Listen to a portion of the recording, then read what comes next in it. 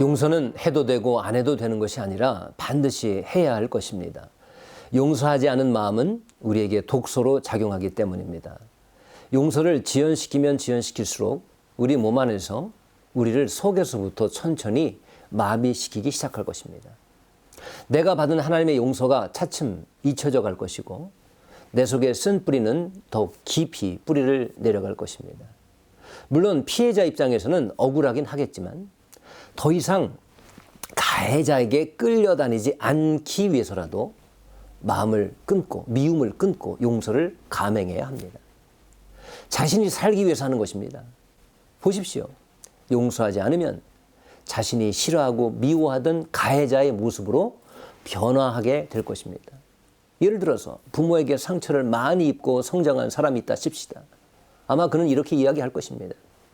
나는 결코 우리 아버지, 어머니처럼 살지 않을 거야. 나는 결코 우리 아버지나 어머니 같은 사람하고는 결혼하지 않을 거야. 라면서 부모를 미워하는, 계속해서 미워하는 마음을 점차 키워가게 될 것입니다. 그런데 기이하게도 많은 경우 그러면 그럴수록 미워했던 부모의 모습을 닮아가는 것을 보게 됩니다. 그토록 싫다던 부모와 비슷한 배우자를 만나게 되는 것을 봅니다. 부모가 자신에게 하던 말을 자기도 모르게 결혼해서 낳은 자식들에게 그대로 하고 있는 것을 보게 됩니다. 왜 그럴까요?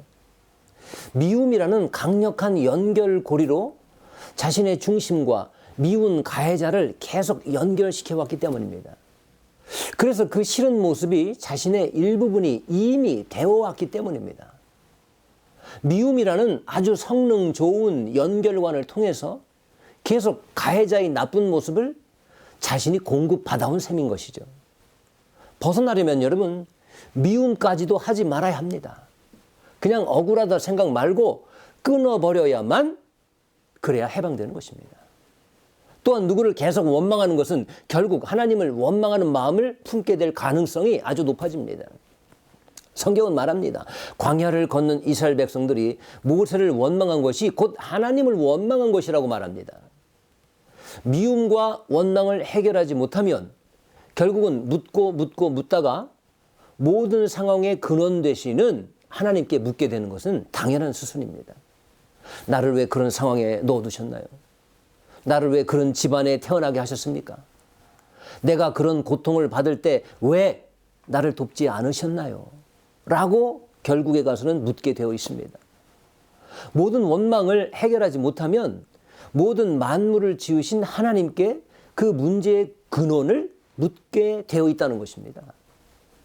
요셉이 만일 형들을 용서하지 못하고 계속 미움의 연결고리로 형들과 지속적으로 연결되어 있었다면 어땠을까요? 곰곰이 생각하면 생각할수록 결국 모든 만물을 지으신 하나님께 그 모든 상황에 대한 책임을 묻게 되었지 않았을까요? 하지만 요셉이 자기 마음에서 형들에 대한 미움과 분노를 끊어버렸을 때부터 그는 형들에게 끌려다니지 않게 되었고 대신 하나님을 의지하게 되면서 결국 그의 삶은 축복으로 바뀌기 시작했던 것입니다. 게다가 거기에서 끝나지 않고 가해자 형들을 하나님이 자신을 축복하시는 데 필요한 도구로, 하나님의 도구로 보고 축복할 수 있었던 것입니다. 용서는 바로 축복으로 가는 첫걸음입니다. 내 자식들이 복받는 통로요. 내 주변을 향한 또 하나의 가해자가 되는 것을 끊어버리는 방법이 되는 것입니다. 여러분 기억하십시오. 피해자는 억울하겠지만 자기 선에서 정리하지 못하면 또 다른 가해자가 되기 마련입니다. 상처받았기 때문에 또 누군가를 상처 주는 것입니다.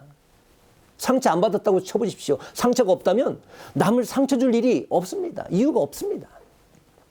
요셉이 가해자 형들의 태도나 변화에 상관없이 자신의 선에서 무조건적으로 용서하게 되면서 막히지 않고 복이 그들에게 흘러 들어가게 된 것입니다. 우리도 마찬가지입니다. 힘들 때마다 남을 향한 미운 마음이 들 때마다 우리를 무조건적으로 용서해 주신 예수님을 기억하시기 바랍니다.